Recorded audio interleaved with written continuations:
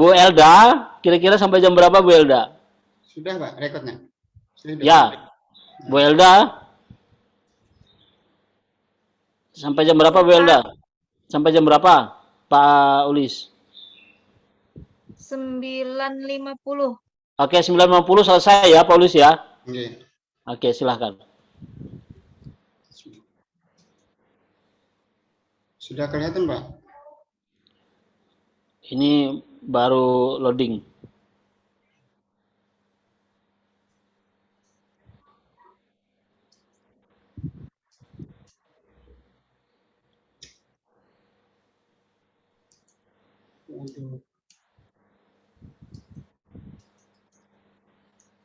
Loading ya Pak?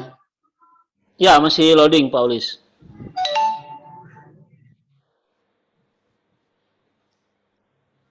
Ya, menunggu loading itu Pak Ulis coba sambil apakah disampaikan begitu supaya tidak kosong. Nah. Assalamualaikum warahmatullahi wabarakatuh anak-anak.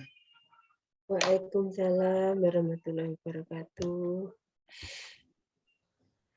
Kayaknya banyak yang nggak turun ini suaranya, cuma ada satu orang yang nyahut. Selamat pagi, Pak. Pagi anak-anak. Pagi, Pak. Selamat pagi, Bapak. Bagaimana keadaannya hari ini? Sehat? Alhamdulillah Sehat, Pak. Alhamdulillah. Sudah makan pagi tadi? Belum, Pak. Kenapa Neliana belum? Belum sempat, Pak. Oh, makanya bangunnya pagi-pagi ya. Iya, Pak. Jangan-jangan Neliana ke sekolah ini nggak mandi? Sudah, Pak. Oh, ya. Sebelum kita memulai pelajaran, marilah kita berdoa bersama-sama. Yang memimpin doa Bapak minta Ali. Ali, tolong pimpin temannya berdoa dulu. Ali. Oh, Ali. Baiklah teman-teman. Baiklah teman-teman, marilah kita berdoa dulu. Berdoa mulai. Berdoa selesai. Ya, terima kasih Ali. Jadi kenapa Bapak mulai dengan berdoa?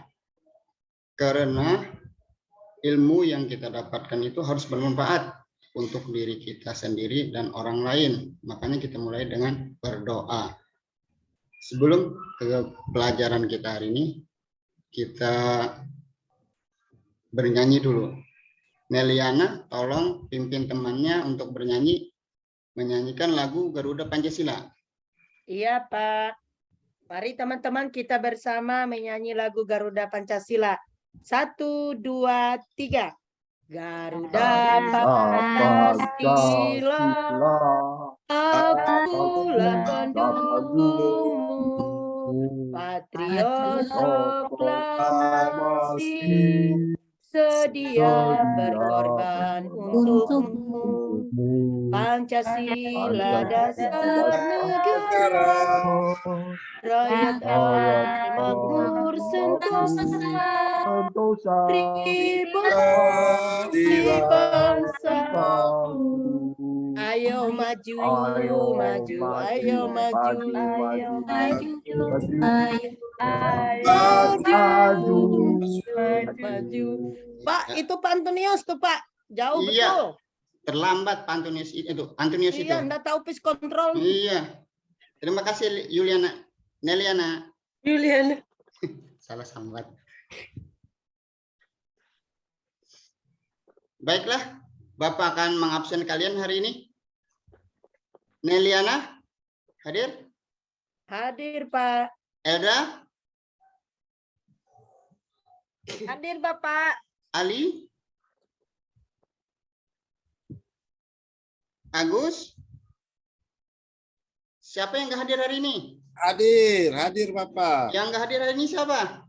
Nggak ada, Pak. Oh, hadir semua. Alhamdulillah. Hadir semua Bapak Guru. Bapak minta kalian berdiri sebentar di samping kursinya untuk memeriksa kerapian dan kebersihan kita. Itu dari kepala dulu, kita periksa rambut, habis itu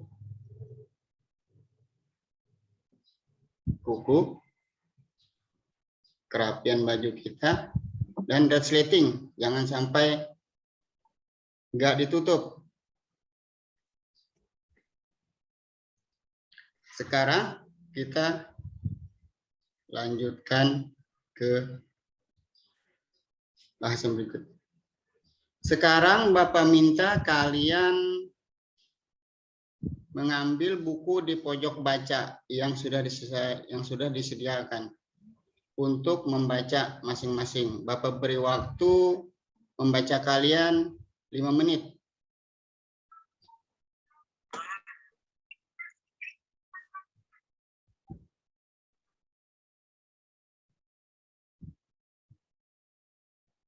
Ya.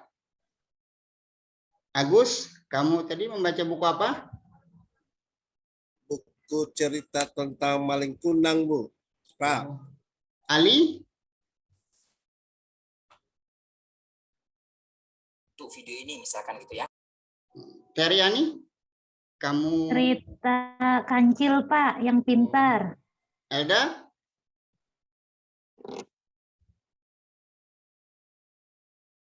Ya. Jadi di dalam kalian mengambil buku, di dalam tumpukan buku tadi, kalian ada nggak melihat buku yang bertuliskan tokoh-tokoh atau penemuan-penemuan? Nggak ada, Pak. Oh, nggak ada. Pak. Hanya buku cerita Bapak. Oh, cuma buku cerita. Iya. Jadi pelajaran kita sekarang ini adalah tentang tokoh dan penemuan.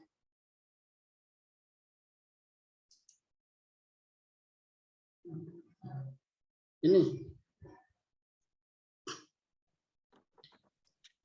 Sudah terlihat semuanya? Udah, Pak.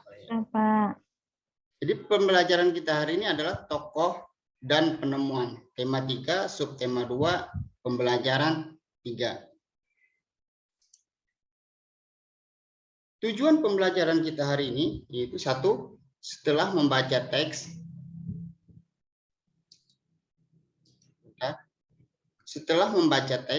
yang ditampilkan melalui video pembelajaran, peserta didik mampu memilih informasi penting dari teks penjelasan atau eksplanasi yang dibaca tentang penemuan lampu lalu lintas dan manfaatnya dengan benar. 2, setelah memilih informasi penting dari teks penjelasan eksplanasi, peserta didik dapat membuat informasi penting dari teks penjelasan eksplanasi yang dibaca tentang penemuan lampu lalu lintas dan manfaatnya dalam bentuk peta pikiran dengan benar. 3, setelah menyimak tampilan video pembelajaran, peserta didik dapat memadukan komponen-komponen listrik dalam rangkaian listrik sederhana dengan tepat. Setelah memadukan komponen-komponen listrik dalam rangkaian listrik sederhana, peserta didik dapat membuat rangkaian listrik paralel dengan benar.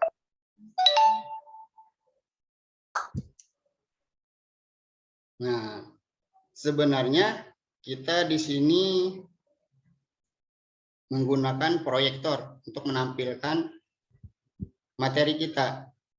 Kebetulan di sekolah kita proyektornya rusak, jadi Bapak tampilkan dengan bacaan. Dan sekarang Bapak bacakan, kalian yang menyimak. Kita semua pasti sudah mengenal lampu lalu lintas. Kita sering melihat lampu lalu lintas di perempatan atau persimpangan jalan. Lampu lalu lintas terdiri atas 3 warna, yaitu merah, kuning, dan hijau. Tahukah kamu siapa yang menemukan lampu lalu lintas? Si paralel penyelamat jalan.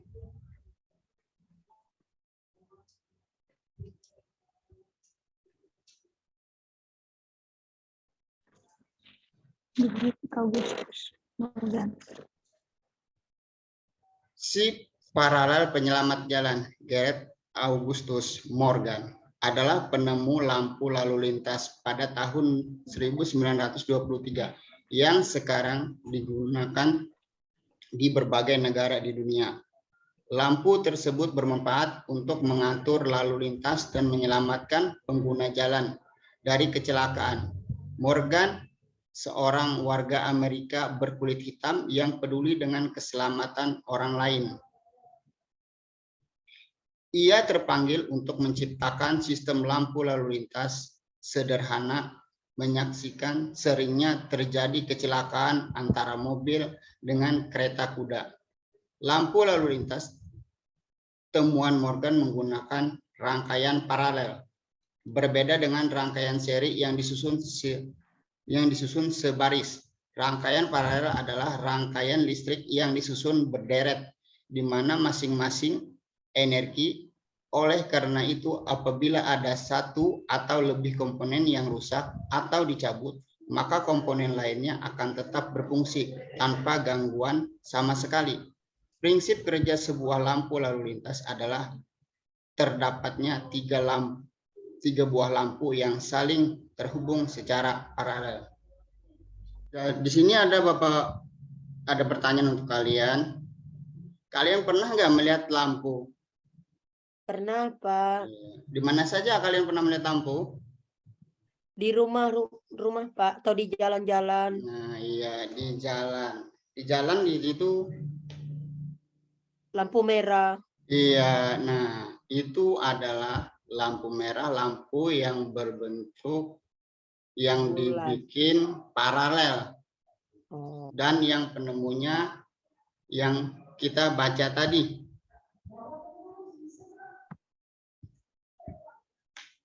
Sekarang Bapak tanya, lampu lalu lintas itu terdiri dari beberapa warna. Deliana? Tiga warna, Pak. Warna apa saja? Merah, kuning, Merah, hijau. Di langit yang biru. Kalau yang warna merah itu aba-abanya apa, Neliana? Stop, Pak. Ya, atau berhenti, tidak boleh jalan. Kalau yang warnanya hijau, Agus? Dari warna hijau, Agus? Jalan, Pak. Oh, jalan. Bapak, bukan Ibu ya. Lalu yang warna kuning?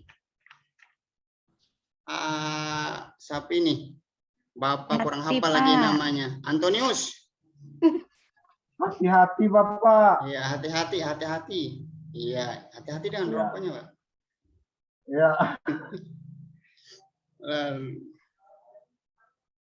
Dari bacaan si paralel penyelamat jalan, bisa kita ambil atau bisa kita pilih informasi-informasi penting dari bacaan tersebut. Bapak beri contoh satu untuk informasi penting yang bisa kita ambil dari bacaan si paralel penyelamat jalan, yaitu pada tahun 1923 lampu lalu lintas ditemukan. Itu contoh. Lalu Bapak pengen bertanya lagi kepada Sari, tolong carikan satu informasi penting dari bacaan si paralel penyelamat jalan. Nggak ingat, Pak. Oh, nggak ingat ya. Siapa ya yang saya ingat? Oh, ini. Teriani.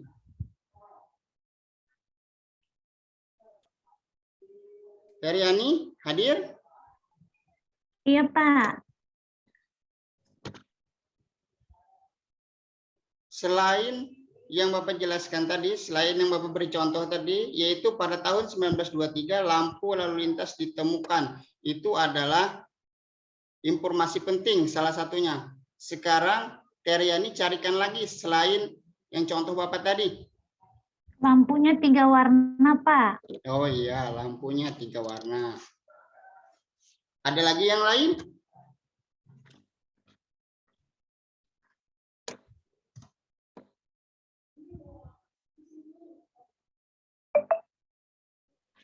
Sekarang kita lanjutkan ke pelajaran berikutnya yuk. teks eksplanasi adalah teks yang berisi tentang proses mengapa dan bagaimana kejadian alam, sosial, ilmu pengetahuan, budaya, dan lainnya dapat terjadi.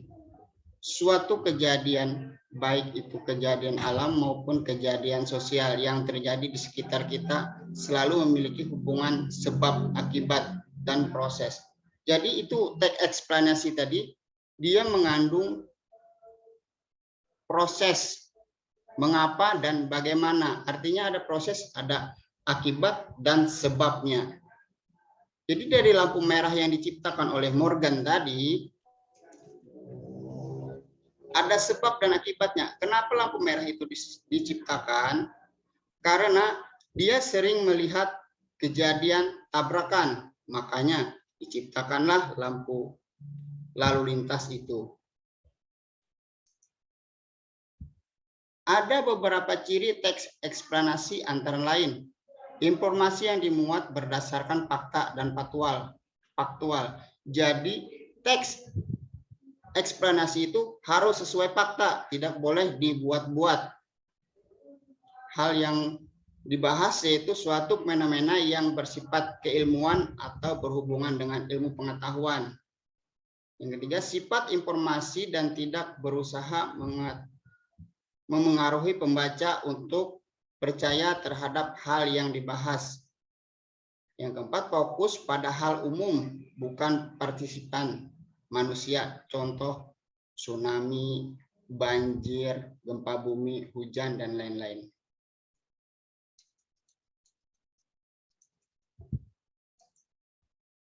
Nah, di sini kita ke peta pikiran. Peta pikiran adalah penyampaian atau penyajian ide maupun informasi dalam bentuk diagram atau konsep yang digambarkan secara visual. Ide maupun informasi yang disajikan ditempatkan pada sebuah kotak peta pikiran yang saling terhubung secara terorganisir dengan garis. Yang satu, cara membuat peta pikiran. Satu, baca materi atau topik yang akan dibahas. Jadi dalam membuat peta pikiran, ini contoh peta pikiran. Ada peta pikiran. Tidak ada terlihat, Pak. Layarnya nggak kelihatan, Pak. Tidak terlihat, Pak. Tidak ke, Pak? Tidak terstream, Pak. Sebentar, Bu. Dari tadi ya, Bu? Iya. Ya, Bu. Ya, Mungkin Pak. Pak belum share screen.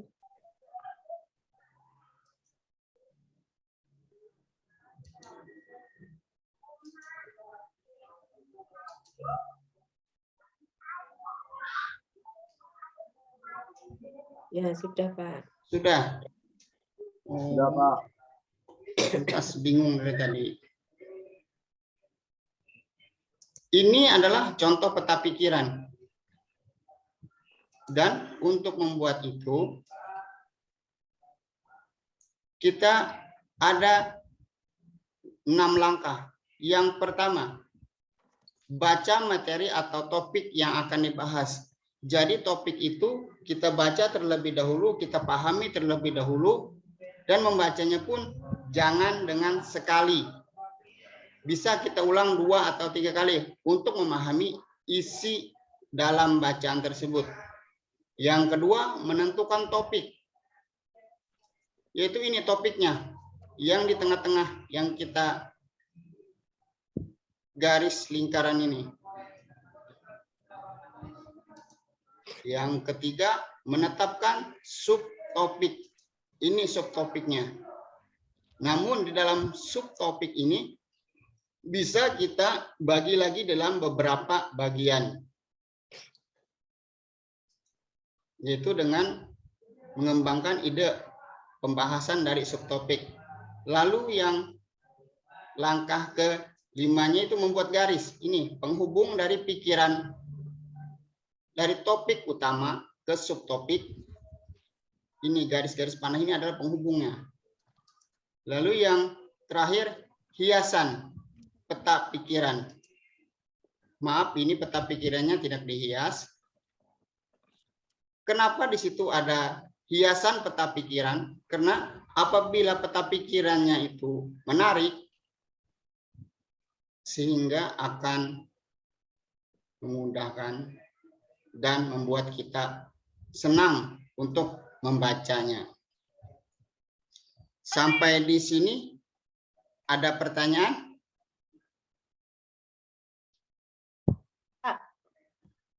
Ya. Gimana sih tadi itu yang membuat rangkaian paralel yang lampu tadi, Pak? Oh, kalau yang yang rangkaian paralel itu nanti, Bu. Itu cuma bacaan aja, Ibu lagi. Itu cuma bacaan, tapi isinya rangkaian paralel. Nanti kita akan ada mengadakan proyek. Anak Nelia. Iya. Kita membuat rangkaian paralel. Saya tunggu kita mau buat itu, Pak. Oh iya, alatnya sudah dibeli ya kan kemarin? Sudah, Pak. Iya. Sampai di sini dulu ada pertanyaan? Untuk memilih informasi penting sama membuat peta pikiran.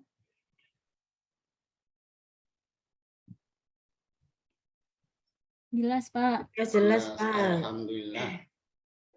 Jadi karena sudah jelas, baiklah kalian akan Bapak bagi ke dalam 4 kelompok. Yang kelompok pertama Suhartatik, kedua Sari, yang ketiga Antonius, yang keempat Ali. Kalian buat peta pikiran dengan bacaan atau teks dari gempa Aceh.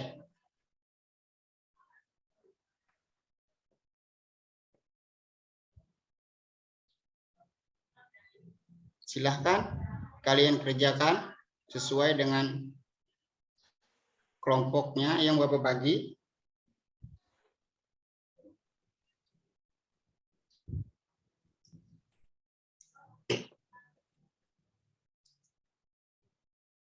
Ini nanti kalau sudah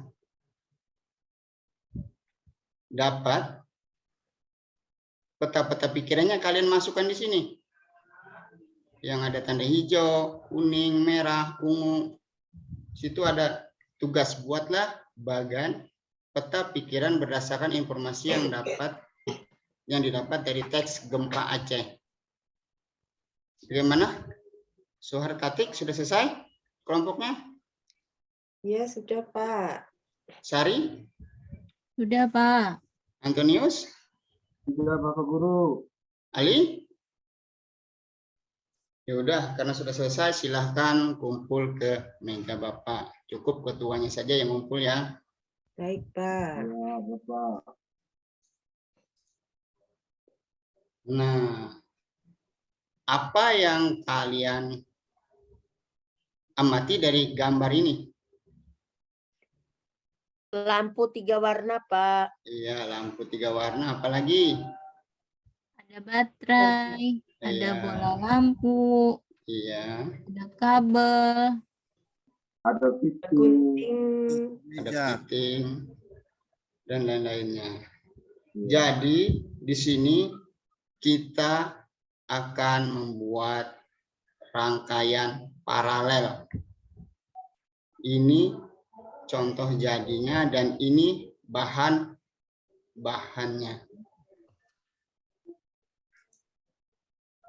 Nah, rangkaian paralel adalah rangkaian listrik yang hambatannya disusun secara bertingkat atau bercabang. Perhatikan gambar berikut, contoh rangkaian listrik paralel. Sekarang bayangkan ada aliran listrik yang berjalan dari baterai. Ini baterainya ya, ada plus sama minus. Berjalan ke arah bawah menuju hambatan 1. Ini hambatan satunya. Sesaat dia berada di persimpangan, si aliran listrik akan memecah. Jadi dia sampai di persimpangan sini dia akan memecah. Ada yang masuk ke resistor 1, ada juga yang berjalan ke resistor 2. Ini sudah jelas di sini terlihat resistor 1-nya, resistor 2-nya. Itu artinya kuat arus di kedua hambatan itu akan berbeda karena terdapat percabangan. Kuat arus listrik yang diterima oleh hambatan 1 dan hambatan 2 tidak akan sama. Alhasil, kuat arus sumber energi akan sama dengan jumlah dari jumlah kuat arus semua hambatan. Rangkaian lampu di rumah, di kantor, dan lampu lalu lintas adalah contoh pemanfaatan penggunaan rangkaian listrik paralel di kehidupan sehari-hari.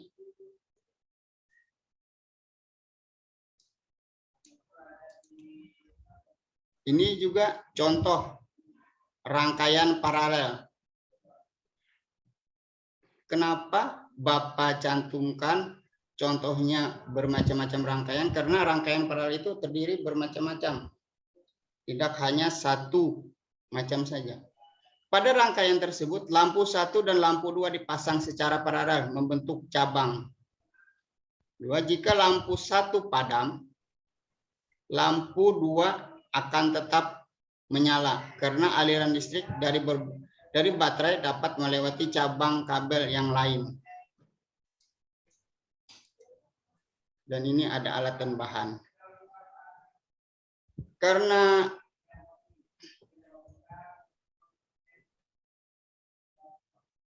untuk praktek kita akan memakan waktu yang lama, jadi sekarang Bapak akan mulai saja untuk kegiatan praktek kita. Dan kemarin sudah Bapak bagi kelompoknya dan sudah ada kan membeli bahan-bahan yang Bapak minta kemarin untuk per kelompok masing-masing? Sudah, Bapak. Sudah, ya alhamdulillah.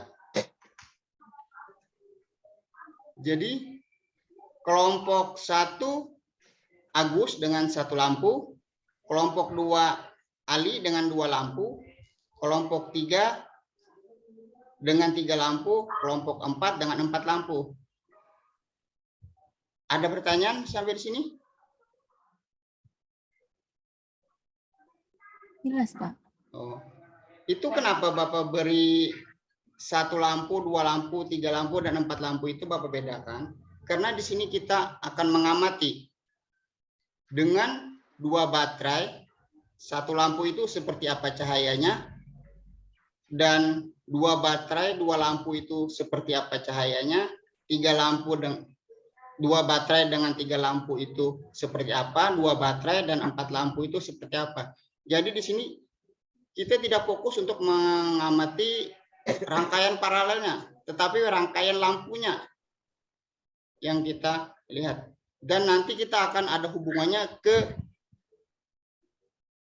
lampu lalu lintas tadi.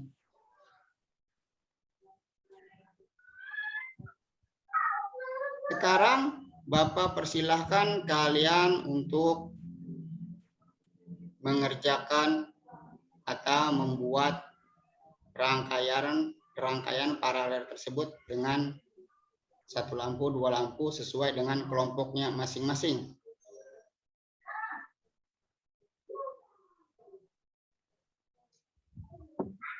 Ayo Ali, jangan main-main Ali.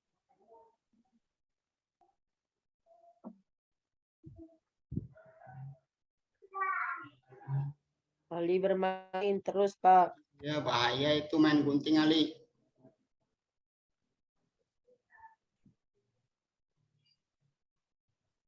Pak, belum masang kabelnya, Pak. Iya, waktunya Bapak beri waktu 40 menit. Karena hari ini juga akan kita praktekkan dan akan kita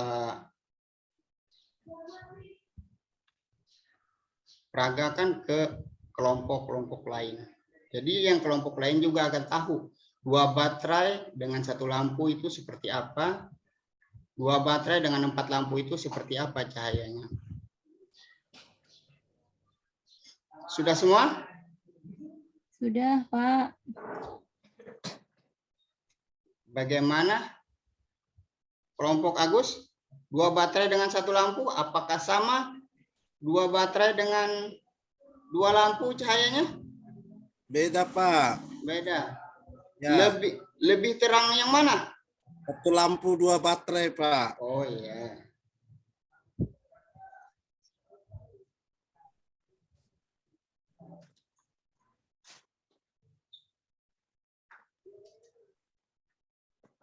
Nah, ini rangkaian listrik paralel dimanfaatkan pada lampu lalu lintas.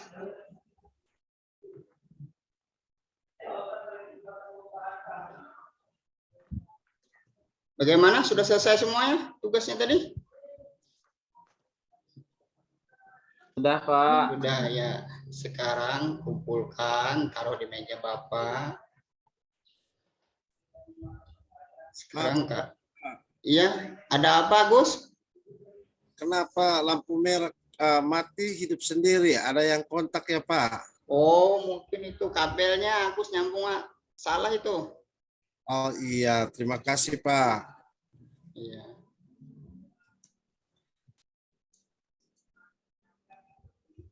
Sekarang kalau sudah semua tugas dikumpul, silahkan kerjakan.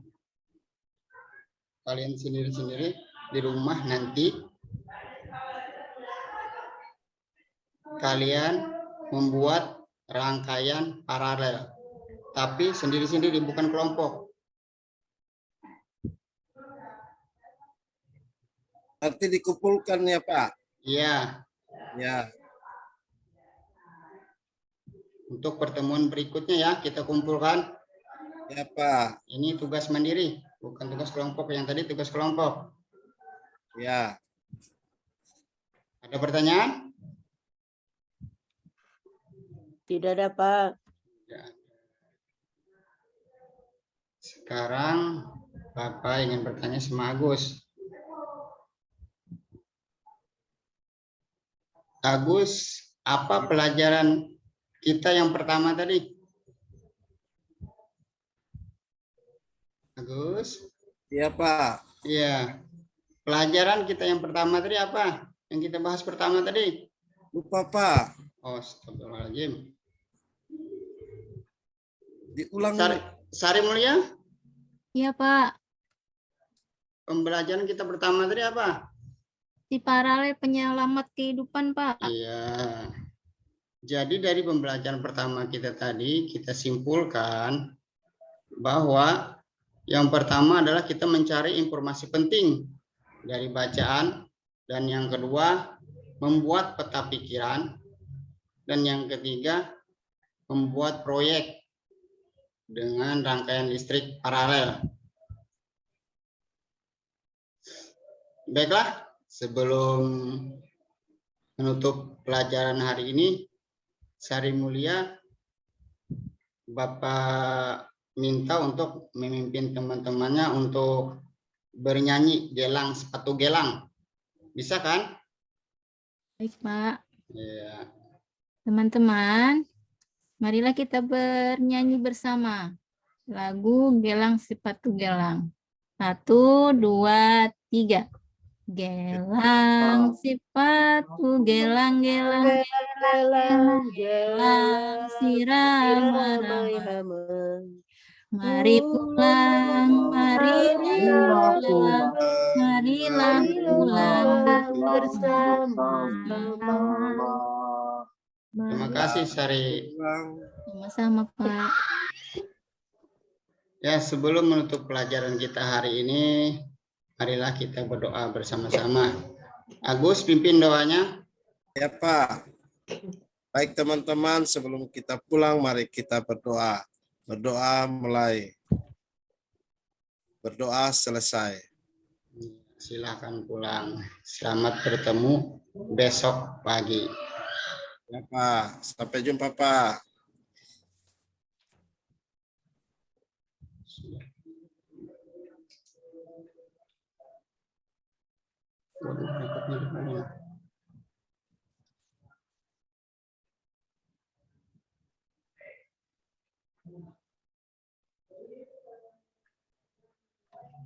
Baik, sudah selesai ya.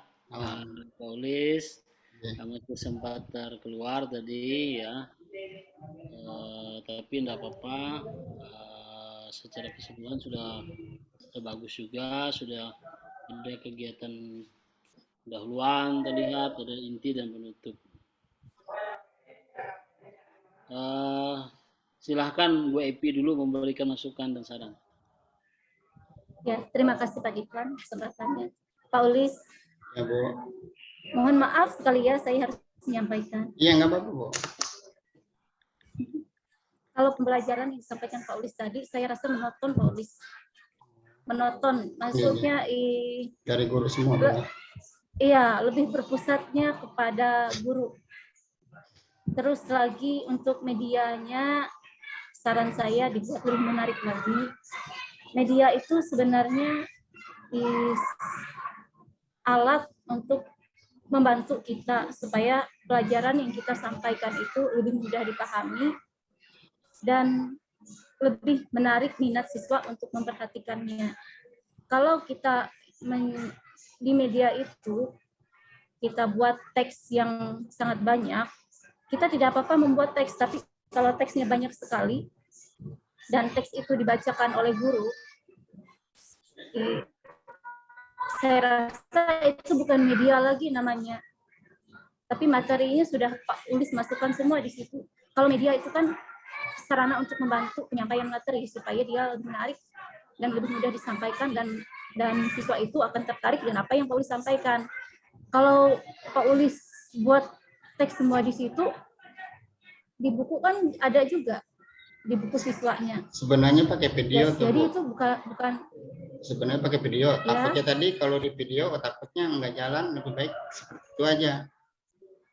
Ambil antisipasi saya. Kalau video tidak bisa, gunakan gambar yang menarik saja, Pak Ulis. Yang banyak warnanya. Anak SD kan lebih tertarik dengan hal-hal yang seperti itu. Karena di teks yang Pak Ulis tampilkan tadi, Pak Ulis semua yang membacanya di situ. Teks tidak apa-apa ditampilkan, tapi libatkan siswa juga untuk membacanya. Pak Ulis bisa memberikan kesempatan kepada siswa untuk membacakannya, misalnya satu orang satu paragraf seperti itu. Jadi siswa terlibat dalam pembelajaran yang Pak Ulis sampaikan. Tidak hanya Pak Ulis sendiri yang berbicara di situ. Mungkin itu saja dari saya untuk Pak Ulis. Ya, Bu. Makasih, Bu. Untuk selebihnya sudah bagus, ya. Baik ya, Bapak Ibu semua, terima kasih Bu Epi, Bapak Ibu ya. Saya perlu mengingatkan Bapak Ibu yang akan dinilai di UK, ujian komprehensif yang akan Bapak Ibu hadapi 3 hari ke depan begitu ya. Itu memang mengukur kesiapan, kecukupan ya sebenarnya kompetensi Bapak Ibu nanti untuk mengikuti PPL, praktik pembelajaran inovatif itu. Nah, apa saja yang akan dinilai di UK itu nanti ada 8 poin. Ini informasi buat semua ya. 8 poin itu apa saja? Yang pertama adalah eksplorasi penyebab masalah. Itu di materi ya. Di materi nanti Bapak Ibu, komponen materi yang akan diujikan meliputi 10 komponen sebenarnya. Kemampuan mengikuti mengidentifikasi masalah itu ya maksudnya. Yang pertama adalah eksplorasi penyebab masalah. Nah, Bapak Ibu harus bisa mengeksplor penyebab masalahnya apa. Ya. Yang kedua, penentuan penyebab masalah itu nanti dimasukkan di kegiatan inti juga.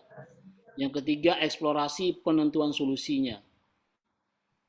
Nah, itu sudah kita buat kemarin sebenarnya. Lalu yang keempat, penentuan solusi. Yang kelima adalah rencana aksi, sudah kita lakukan.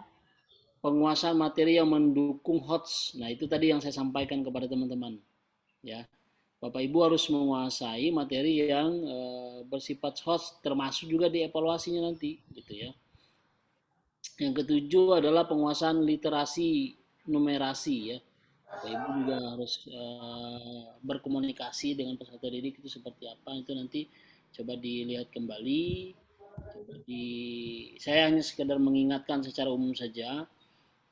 Kedelapan misalnya mengintegrasikan TIPEK dalam pembelajaran. Nah, itu penting. integrasi TPEC itu akan berjalan kalau Bapak Ibu uji coba dulu. Ini kan sudah ada beberapa kali tadi kasus ya, yang Bapak Ibu terkeluar lalu hilang, lalu tidak sempat melihat lagi medianya masuk apa tidak, apakah media itu berjalan dengan tidak, apakah media itu sudah bagus di layar. Nah, itu tolong nanti dibenahi. Nah, uji komprehensif itu untuk semua, memang untuk semua mahasiswa ya. Nanti selama 1 JP 50 menit. Nah, uji komprehensif persyaratannya untuk mengikuti praktik pembelajaran inovatif dengan nilai minimal nilai Bapak Ibu adalah 70. Bapak Ibu harus ingat itu, minimal nilai Bapak Ibu itu 70 untuk UK itu ya. Nah, indikator penilaian apa saja yang akan dinilai? 1, kemampuan mengidentifikasi masalah. Itu ya. Yang kedua, kemampuan mengeksplorasi penyebab masalah. Yang ketiga, kemampuan menentukan penyebab masalah. Dan yang keempat itu adalah kemampuan eksplorasi penentuan solusinya seperti apa. Yang kelima adalah kemampuan menentukan solusi. Yang keenam, kemampuan membuat rencana aksi. Nah, itu yang 10 saya bilang tadi. Yang ketujuh itu kemampuan membuat rencana evaluasi. Termasuk evaluasi juga akan dinilai. Yang kedelapan, penguasaan materi yang mendukung HOTS. Nah, itu Bapak Ibu tadi saya wanti-wanti materi HOTS-nya harus tetap diingat oleh Bapak Ibu. Yang ke-9, penguasaan literasi numerasi tadi. Yang ke-10 adalah kemampuan TPEC-nya. Mengintegrasikan TPEC dalam pembelajaran itu Bapak Ibu harus bagus di situ begitu ya. Nah, Maaf itu, Pak, ya. ini saya stop dulu ke rekodnya Pak. Ya, di stop sudah Paulis. Kita sudah